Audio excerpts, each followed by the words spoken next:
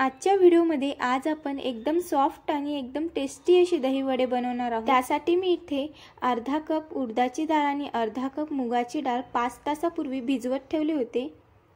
दोन्ही डाळी व्यवस्थित भिजलेल्या आहेत। त्यातलं पाणी काढून टाकून मिक्सरच्या भांड्यात टाकून बारीक करायचं आहे। अगोदर पाण्याचा वापर करायचा नाही।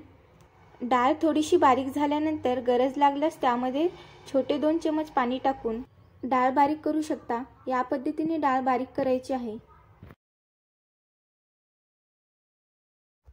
पिठाला हलकं करण्यासाठी आपल्याला पिठाला व्यवस्थित फेटून घ्यायचं आहे।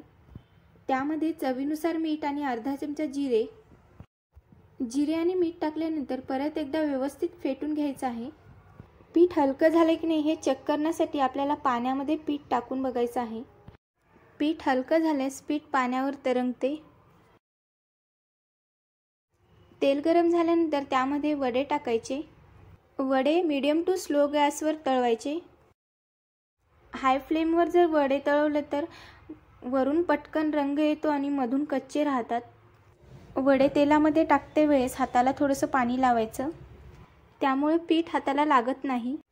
वड्यांना थोडासा सोनेरी रंग आल्यावर वडे काढून घ्यायचे। याच पद्धतीने बाकीचे सर्व वडे तळून घेऊया। गोड दही बनवण्यासाठी मी इथे दही घेतले, त्यामध्ये 1.5 चमचा साखर टाकली। साखर टाकल्यानंतर मिक्स करून थोडीशी दही खाऊन बघायची। साखर जर कमी असेल तर त्यामध्ये साखर टाकू शकतो। वडे पटकन भिजण्यासाठी मी इथे गरम पाणी घेतले, त्यामध्ये मीठ आणि थोडंसं हिंग टाकले। गरम पाण्यामध्ये वडे टाकल्यामुळे लगेच 8-10 मिनिटांमध्ये वडे सॉफ्ट होतात। पाणी खूप जास्त गरम करायचं नाही, कोमट पाण्यामध्ये वडे टाकायचे। मस्त असे वडे भिजलेले आहेत आणि त्याचा कलर पण चेंज झालाय। वडे एका प्लेटमध्ये ठेवून त्यावर दही टाकायची।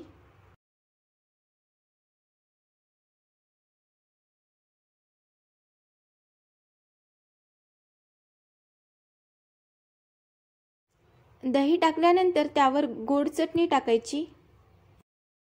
गोड चटणी टाकल्यानंतर त्यावर हिरवी चटणी टाकायची। नंतर त्यावर भाजलेली जिरेची पूड,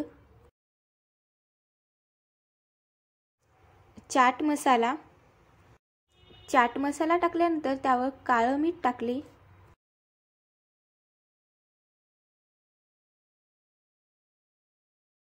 नंतर त्यावर मिरची पावडर। मस्त असे दही वडे तयार झालेले आहेत। व्हिडिओ आवडल्यास लाईक, शेअर आणि सबस्क्राईब करा। व्हिडिओ पाहिल्याबद्दल थँक्यू।